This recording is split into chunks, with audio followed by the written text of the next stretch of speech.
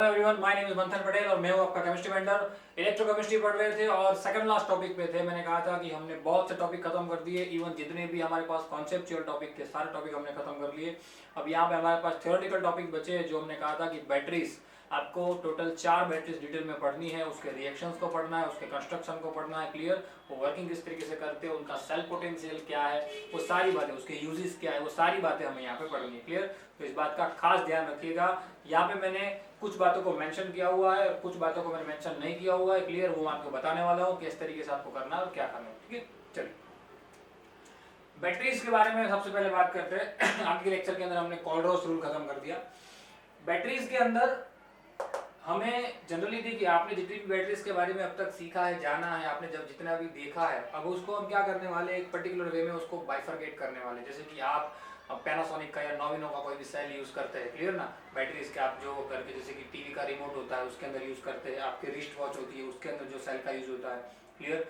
दूसरी बात, आपके जो मोटर की व्हीकल होता है, जो आपका मोटरसाइकिल या वॉटेवर जिसके अंदर जो जिन प्रकार की इंशॉर्ट बैटरी का यूज किया जाता है, आपके मोबाइल के अंदर जिन प्रकार की बैटरी का यूज किया जाता है, वो सारे प्रकार की बैटरीज के बारे में अपन पढ़ना है, क्लियर। उस बात को ध्यान रखिएगा खास, मैं उसको बाइफरकेट करने वाला हूँ।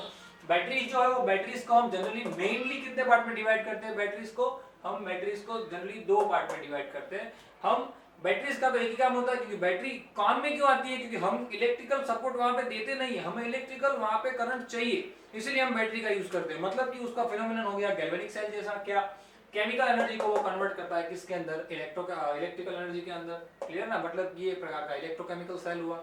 और इलेक्ट्रोकेमिकल सेल और सेल्स, बहुत सारे सेल मिलते तब बैटरी बनते हैं। आप 10th फिजिक्स में पढ़ते हैं, क्लियर ना। एक अकेला सेल होता है, वो सिर्फ एनोड कैथोड होता है, क्लियर। उसके अंदर बहुत सारे अगर एनोड कैथोड को डाल दिया जाए तो वो क्या बनाता है बैटरी बनाता है, क्लियर ना। पूरी बैटरी सेल्स से बनती है।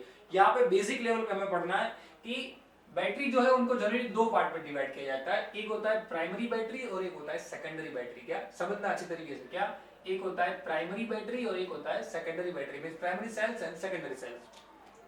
आपको जो प्राइमरी और सेकेंडरी सेल्स के बारे में पढ़ना है उसके बारे में पहले आपको बता दूं। प्राइमरी सेल मतलब क्या, प्राइमरी मींस व्हाट, जो रिचार्ज नहीं हो सकते, एक बार डिस्चार्ज हो जाए, हमने एक बार यूज कर लिया, फिर वो क्या करना पड़ेगा, यूज एंड थ्रो। हमने एक बार उसको यूज किया, उसको फेंक दिया, फिर वो कुछ काम में आने वाला नहीं है। मतलब कि हम उसको क्या वापस से रिचार्ज नहीं कर सकते। एक बार अगर वो डिस्चार्ज हो गया, फिर हम उसको अगर रिचार्ज ना कर सके तो उसको क्या कहेंगे, एक प्रकार के प्राइमरी सेल। और सेकेंडरी सेल क्या होते हैं, जो रिचार्जेबल होते हैं, हम उसको रिचार्ज कर सकते हैं। वो जो सेल होता है वो एक बार हमने यूज कर लिया और पूरा सेल काम में आ गया, क्लियर। जैसे आपके मोबाइल की बैटरी, वो देखिए 100% होती है, वहां से धीरे धीरे 1% तक आती है, फिर आप उसको वापस रिचार्ज करते हो तो वो क्या हो जाता है, डिस्चार्ज से वापस रिचार्ज होकर 100% तक हो जाता है, क्लियर। पर सेकेंडरी सेल भी कुछ टाइम तक ही, मींस कुछ एक उसका फिक्स्ड लाइफ पीरियड होता है, उस पीरियड तक वो काम करते हैं, उसके बाद वो भी क्या हो जाते हैं, टोटल डिस्चार्ज, टोटल डैमेज, फिर उसको नया बनाना पड़ता है, क्लियर। ध्यान रखिएगा प्राइमरी और सेकेंडरी में ये डिफरेंट है। प्राइमरी मींस व्हाट, जिसको हम रिचार्ज नहीं कर सकते, जो एक बार डिस्चार्ज हो जाए फिर हम उसका दूसरी बार यूज नहीं कर सकेंगे। पर सेकेंडरी मींस व्हाट, एक बार जिसका हम यूज कर ले उसको हम दूसरी बार यूज कर पाए। एक बार वो डिस्चार्ज हो गया तो हम वापस उसको रिचार्ज कर पाए, क्लियर। ध्यान रखिएगा उस प्रकार की जो सेल है वो सेल को हम क्या कहेंगे, सेकेंडरी सेल। हम यहाँ पे जो पढ़ना है वो है प्राइमरी सेल और सेकेंडरी सेल। उसमें से कौन कौन से सेल के बारे में डिस्कस करनी है उसके बारे में बात करते हैं। पहले यहाँ पे जो मैंने मेंशन किया है वो दोनों चीज एक बार आप शांति से पढ़ लीजिए फटाफट, क्लियर। लेक्चर चालू है, फटाफट से एक बार देख लीजिए।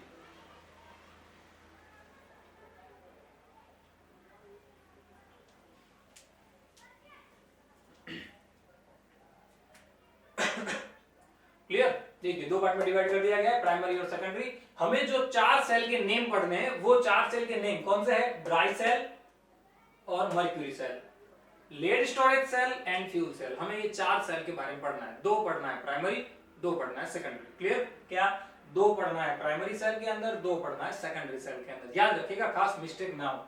प्राइमरी सेल के अंदर हमें किसके बारे में बात करनी है, ड्राई सेल का और मर्क्यूरी सेल के बारे में। और सेकेंडरी सेल के अंदर हम बात करेंगे lead storage cell and fuel cell, clear.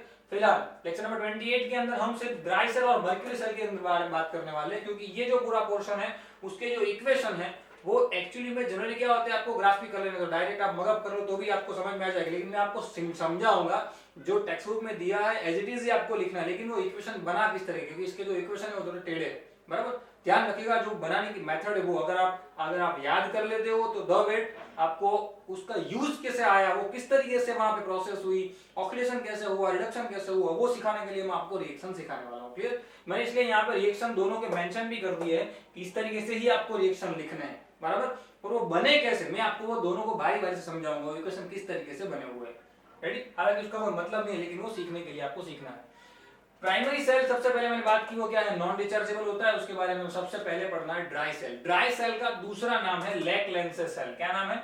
लेक-लेंसे cell. लेक-लेंसे नाम के साइंटिस्ट ने सबसे पहले ड्राई सेल इजाद किया था, डिस्कवर किया था, इसलिए उसको उसकी याद में क्या कहा जाता है, दूसरा लेक-लेंसे सेल। मतलब कि आपको समझ जाना है, आपको अगर क्वेश्चन में पूछा जाए कि भाई एक्सप्लेन लेक-लेंसे सेल और ड्राई सेल, तो वो हमें एक ही चीज एक्सप्लेन करनी है, दोनों एक ही है, बराबर। लेक-लेंसे सेल या तो ड्राई सेल।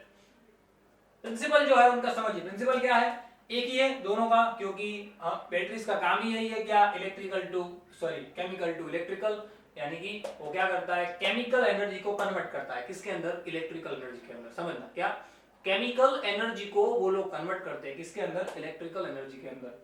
उसका कंस्ट्रक्शन देखिए, मैंने यहाँ पे एक बैटरी का कंस्ट्रक्शन ड्रॉ करके दिया हुआ है। हमारे पास जो टाइम है वो टाइम हमें वेस्ट नहीं करना है, क्योंकि जो कंस्ट्रक्शन है वो तो एज इट इज रहेगा, टेक्स्ट बुक के अंदर है, या आपके पास कोई मटेरियल है, या मैं जो आपको पीडीएफ भेजने वाला हूं उसके अंदर है।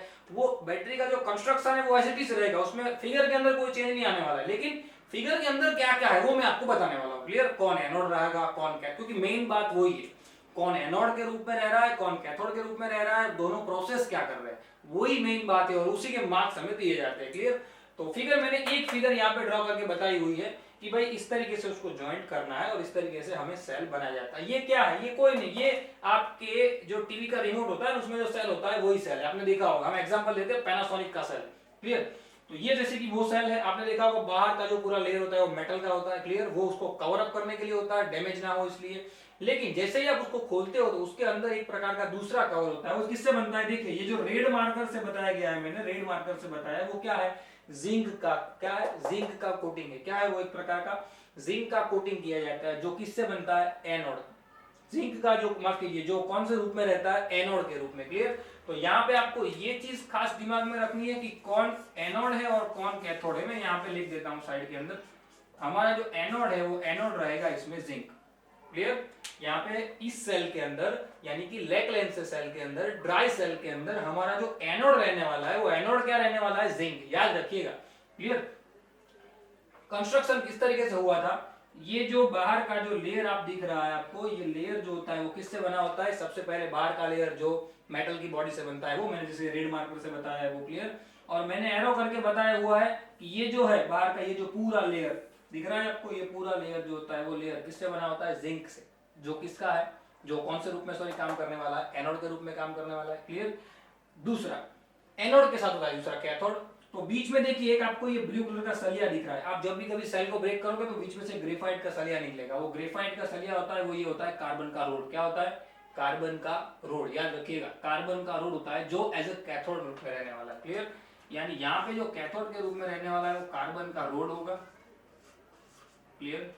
प्लस कुछ और चीजें भी यहाँ पे कैथोड के फॉर्म में रहेगी, वो क्या, तो ये जो सलिया है, आपको एक बात का खास ध्यान रखना है, ये जो रोड है, ये जो सलिया आपको दिख रहा है, ये रोड नीचे टच ना हो जाए, ये उसको थोड़ा ऊपर रखना है हमें। क्लियर? देखिए मैंने अलग रखा है, ये जो सरफेस है और ये सरफेस दोनों अलग रखनी है, एनोड कैथोड अलग होते हैं, दोनों चिपक नहीं जाते, वरना तो बैटरी शॉर्ट हो जाएगी, काम ही नहीं करेगी, बराबर। तो उसको थोड़ा अलग रखना है, ये चीज, और इसके बीच में क्या होना चाहिए, डिस्टेंस। फिर उसको क्या कर देता है, एक प्रकार के फिक्स्ड लेयर से पैकअप करके उसके अंदर एक पेस्ट भरी जाती है। पेस्ट यानी कि एक प्रकार का सेमी सॉलिड लिक्विड कहा जाता है, वो पेस्ट यहाँ पे भरी जाती है। वो जो पेस्ट होती है वो किसकी होती है, MnO2 और NH4Cl। किसकी होती है, MnO2 NH4Cl, और सॉरी एक चीज और है, carbon black. In short carbon का जो डस्ट होता है वो। क्लियर? क्या, manganese dioxide, ammonium chloride and carbon black, इन तीनों से, प्लस एक और चीज मैंने यहाँ पे रेड पेन से दिखाई है, ये जो है जिंक क्लोराइड। वो एक्चुअल में टेक्स्ट बुक के अंदर जिंक क्लोराइड के बारे में कुछ जिक्र नहीं है, पर क्यों ZnCl2 को रखा जाता है उसके बारे में मैं आपको बताऊंगा।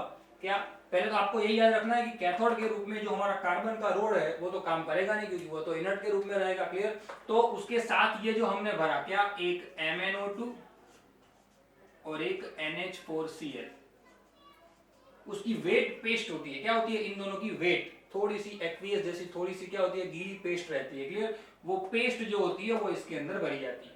समझ में आई बात? ये जो साइड का जो ये जो पार्ट है उसके अंदर वो पेस्ट को क्या किया जाता है, अंदर फिलअप किया जाता है। समझना अच्छी तरीके से। यानी आपको दो चीजें मिल गई, आपका एनोड कौन है और आपका कैथोड कौन है। वो अगर आपको समझ में आएगा तो ही आप इक्वेशन लिख पाओगे। बराबर? मैंने यहाँ पे इक्वेशन को मेंशन भी किया हुआ है। बैटरी, उसका कंस्ट्रक्शन हो गया। क्लियर? अब वो काम कैसे करती है, मतलब कि उसके जो रिएक्शन है वो, और आखिर में आपको लिखना होगा खास, क्योंकि वो इवन बुक स्टडी में भी आता है और आपके स्टेट बोर्ड के एमसीक्यू में तो आ ही सकता है, क्या कि प्राइमरी सेल जो भी हमें दो दिए गए हैं उनका सेल पोटेंशियल क्या होता है, उनकी ताकत क्या होती है। वो सेल पोटेंशियल आपको खास याद रखना है दोनों का, इसलिए दोनों का मैंने मेंशन किया हुआ है। देखिए इसका जो सेल पोटेंशियल है वो 1.5 वोल्ट है, और मर्क्यूरी सेल जो दूसरा हमें पढ़ना है उसका जो सेल पोटेंशियल है वो 1.35 वोल्ट है। क्लियर? वो दोनों को खास याद रखने का, वो तो आपको मगज करना है दिमाग से। अगर आपको नींद से उठा है तो भी याद होना चाहिए। क्या? ड्राई सेल का जो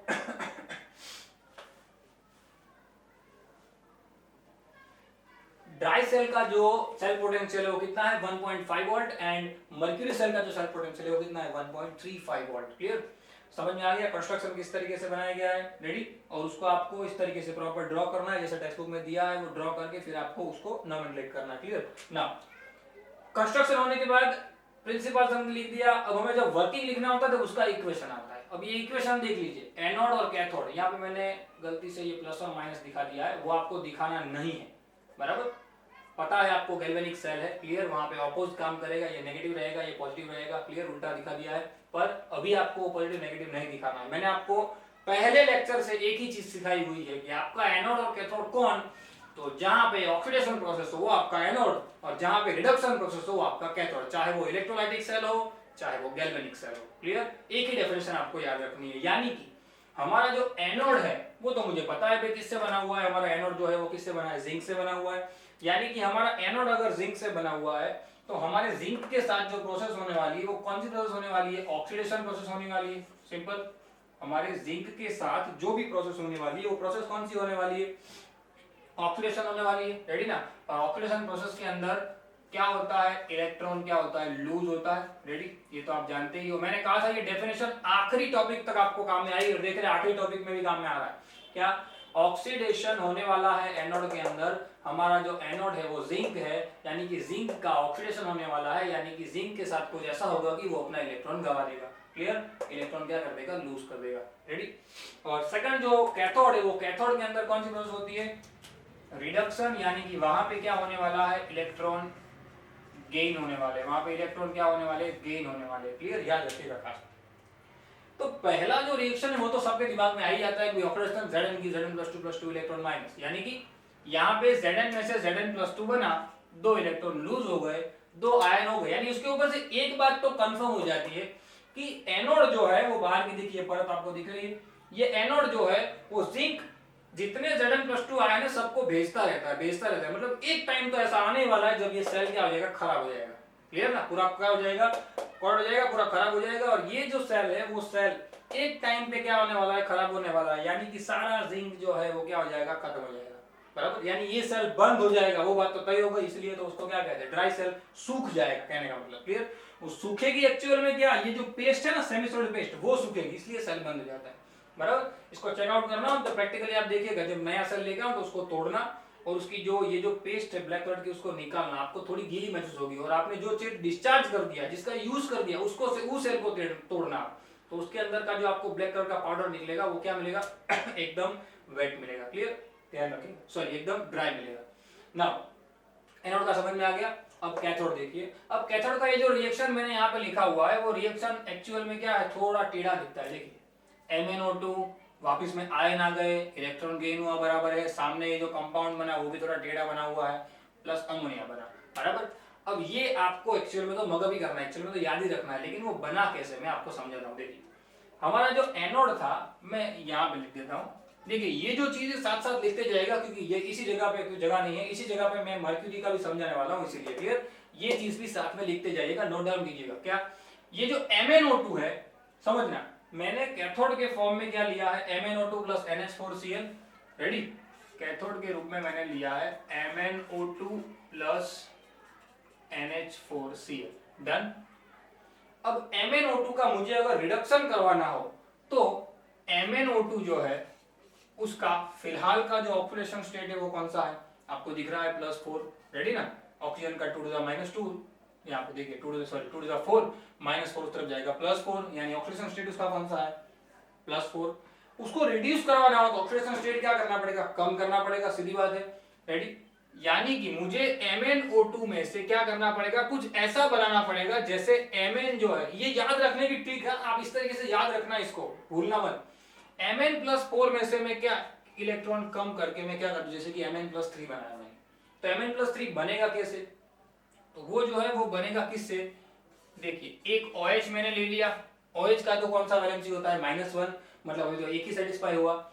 एक मैं ले लेता हूं ऑक्सीजन, क्या ले लेता हूं ऑक्सीजन, समझना, एक क्या ले लिया ऑक्सीजन, ऑक्सीजन का क्या है -2 एंड -1 हो गया -3, -3 + 3 सामने सामने 0 हो गया, मतलब कि Mn+4 में से मैंने Mn+3 बनाया, यानी कि रिडक्शन प्रोसेस तो मैंने कर दी। अब रिडक्शन प्रोसेस के अंदर एक्चुअल में तो इलेक्ट्रॉन गेन होते हैं। अब आपको एक दिमाग में आया कि भाई मैंने OH ही क्यों लिया, ये क्यों मैंने लिया OH, देखिए उसके साथ यहाँ पे देखिए MnO2 जो है प्लस NH4Cl है, समझना अच्छी तरीके से जो बता रहा हूँ वो। MnO2 में से मुझे Mn+3 लेना हो तो मैंने OH और O लिया हुआ है, क्योंकि ऑक्सीजन जो है वो 2 है तो सामने ऑक्सीजन को भी 2 करना पड़ेगा मुझे। पर यहाँ पे देखिए एक हाइड्रोजन आ गया, एक हाइड्रोजन आ गया ना, उसको मुझे क्या करना पड़ेगा, बैलेंस करना पड़ेगा। यानी यहाँ पे एक हाइड्रोजन आ गया है तो यहाँ पे एक्चुअल में ये जो NH4Cl है उसको मैं ब्रेक डाउन करूंगा तो एक प्रोटॉन रिलीज होगा NH4+ Cl-।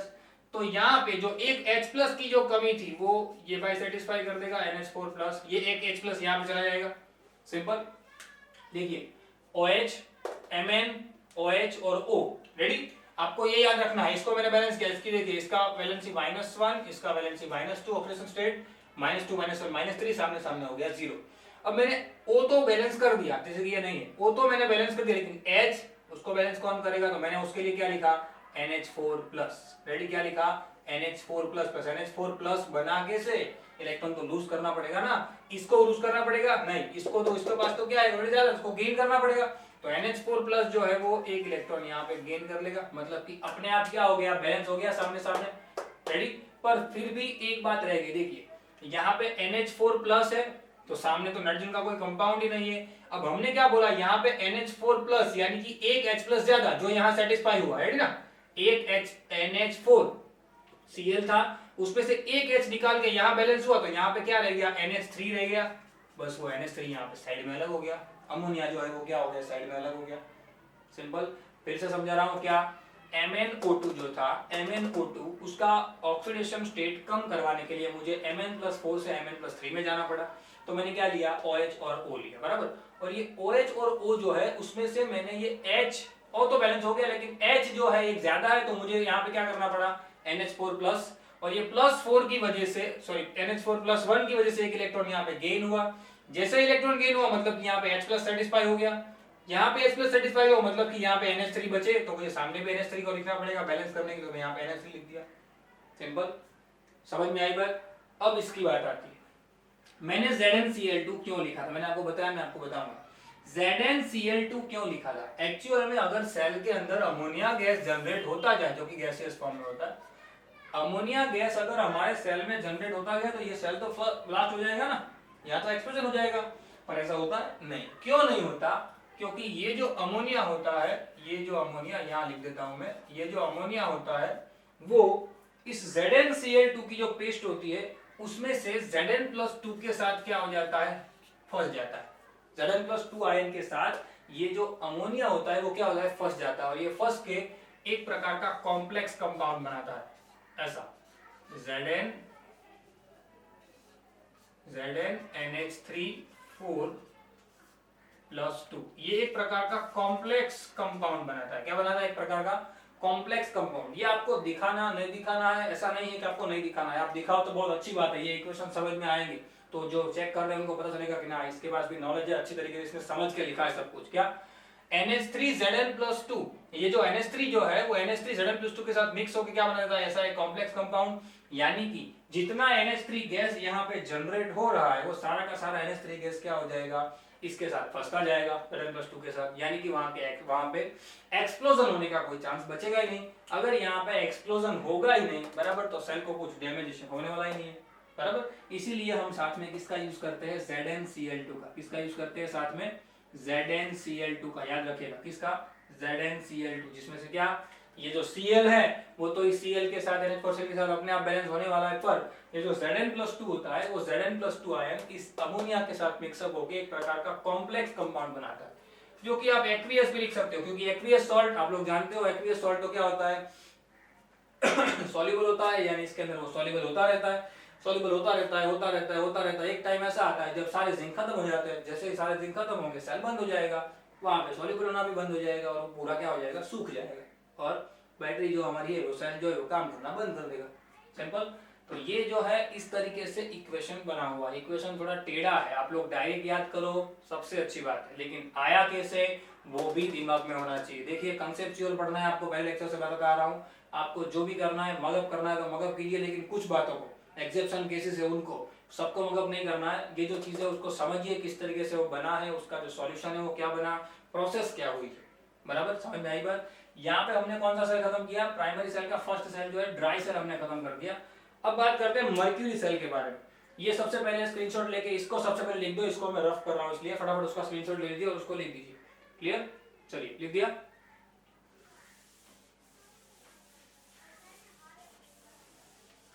अब बात करते हैं सेकंड सेल के बारे में। सेकंड सेल जो हमारा है वो सेल कौन सा नाम है उसका, मर्क्यूरी सेल। क्या नाम है उसका, मर्क्यूरी सेल। रेडी, प्रिंसिपल क्या है, सेम, इसका ना वही प्रिंसिपल है, केमिकल एनर्जी जो है वो कन्वर्ट होगी किसके अंदर, इलेक्ट्रिकल एनर्जी के अंदर। रेडी ना, केमिकल एनर्जी जो है वो कन्वर्ट हो रही है किसके अंदर, इलेक्ट्रिकल के अंदर। कंस्ट्रक्शन के अंदर सेम ऐसा ही कुछ सेल बताया गया, लेकिन आपको मैं डिफरेंट समझा दूं। ये जो था मैंने आपको बताया नॉविनो का सेल होता है, पैनासोनिक का सेल होता है, मर्क्यूरी सेल होता है ना वो रिस्ट वॉच में यूज होता है। किसके अंदर यूज होता है, रिस्ट वॉच के अंदर। याद रखिएगा क्या, रिस्ट वॉच के अंदर यूज होता है। जो बटन सेल आता है ना वो हियरिंग एड्स होते हैं जो हमारे यो हैंड्स फ्री जिसको आप बोलते हैं, उसके अंदर अगर सेल अगर आता है तो वहां पे यूज किया जाता है। तो वो सारी जगह पे मर्क्यूरी सेल यूज किया जाता है। और ये जो है उसके यूजेस भी मैंने यहाँ पे लिखे हुए हैं। यूजेस क्या है, इन क्लॉक्स एंड ट्रांजिस्टर, जो बड़े बड़े सेल होते हैं, टीवी रिमोट भी आप यहाँ पे लिख सकते हो बराबर। जहां जहां पे आप उसका यूज करते हो वो यूज यहाँ पे लिख सकते हो बराबर। जो मेन है वो मैंने यहाँ पे लिखे है। दूसरी एक बात और हमारी रहेगी, इसका जो सेल पोटेंशियल है, मैंने एक बात तो बता दिया, इसका जो सेल पोटेंशियल है वो कितना रहता है, 1.5 वोल्ट। क्लियर, उसको खास ध्यान रखिएगा। अब मर्क्यूरी सेल के अंदर कंस्ट्रक्शन कुछ ऐसा ही है, कुछ ऐसी प्रकार की फिगर है, लेकिन वो थोड़ी छोटी फिगर बनेगी क्योंकि हमें वहां पे बटन सेल बनाना है। क्लियर, लेकिन ध्यान तो यही रखना है कि भाई एनोड क्या है, कैथोड क्या है, और एनोड कैथोड पे प्रोसेस क्या हो रही है बराबर। तो जैसे यहाँ पे मैंने एनोड कैथोड लिखा है, वैसे यहाँ पे तो मैंने कंस्ट्रक्शन में ही मेंशन कर दिया है कि हमारा जो एनोड होगा मर्क्यूरी सेल के अंदर, हमारा जो एनोड होगा वो एनोड कौन होगा, जिंक एमालगम। जिंक एमालगम, मर्क्यूरी है इसलिए क्या, जिंक एमालगम, इसलिए तो उसको मर्क्यूरी सेल कहते हैं, जिंक एमालगम। क्लियर ना। नाउ कैथोड के फॉर्म में क्या रहने वाला है, मर्क्यूरियस ऑक्साइड और कार्बन का मिक्सचर, प्लस जैसे यहाँ पे एक पेस्ट थी किसकी, मैंगनीज डाइऑक्साइड और अमोनियम क्लोराइड की, वैसे यहाँ पे जिंक ऑक्साइड और पोटेशियम हाइड्रोक्साइड की एक पेस्ट रहेगी। क्लियर, याद रखिएगा इसको खास। ये दोनों चीज एज एनोड एज कैथोड काम करेगी। इन दोनों को आपने याद रख लिया, मतलब कि पूरा क्वेश्चन आपको याद हो गया। सिंपल, अगर आपने एक बार एनोड कैथोड कौन है वो याद रख लिया तो प्रोसेस तो मैं आपको समझा ही रहा हूँ, इतने इजी वे से आपको समझा रहा हूँ, आपको दिमाग में बैठ जाएगा तुरंत। पर वो तो याद होना चाहिए भाई एनोड कौन है, कैथोड कौन है, वरना आगे बढ़ेगा ही नहीं।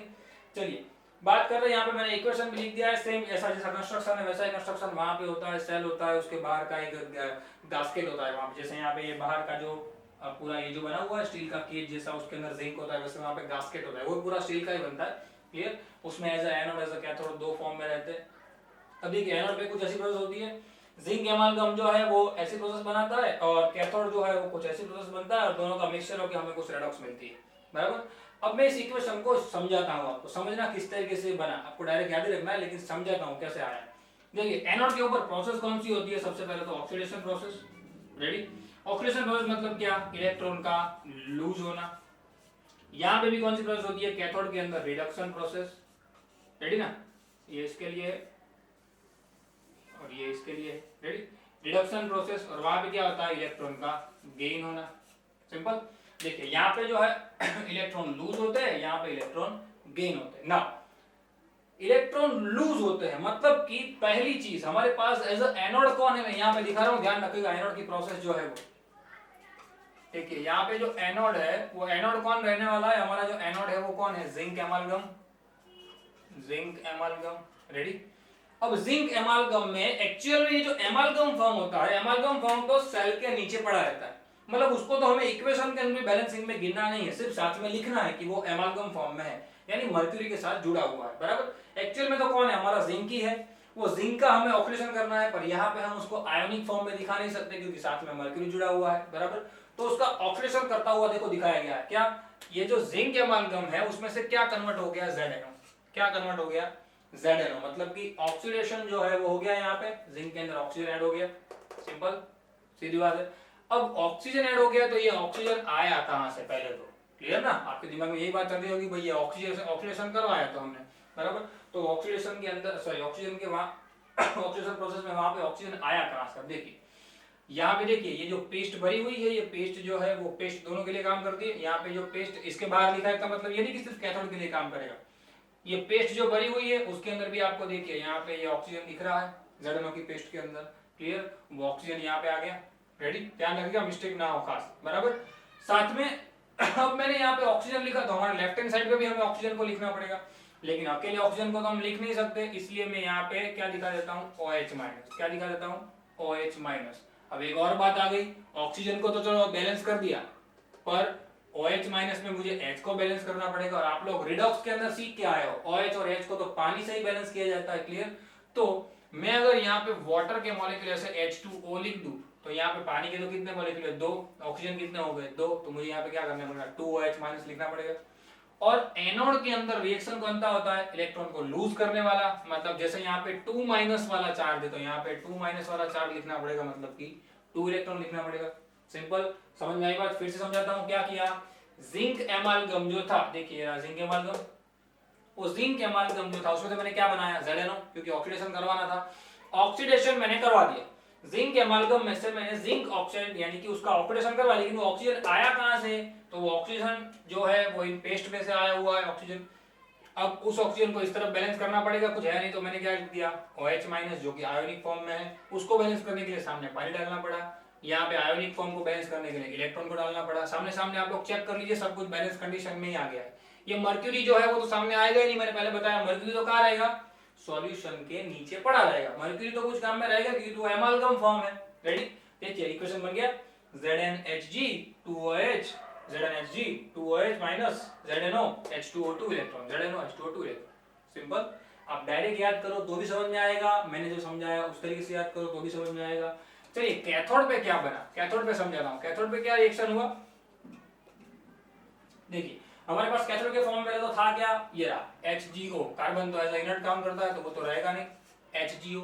अब मुझे HgO का क्या करवाना है, रिडक्शन, ये तो सिंपल है, ऑक्साइड फॉर्म है, रिडक्शन करवाना है, मतलब कि ऑक्सीजन को हटा दो, यार ये अकेला जो Hg है वो लिक्विड फॉर्म में पड़ा रहेगा, सिंपल ना, HgO जो है उसमें से ऑक्सीजन को हटा दो, मतलब कि नॉर्मल रिडक्शन हो जाएगा, बराबर।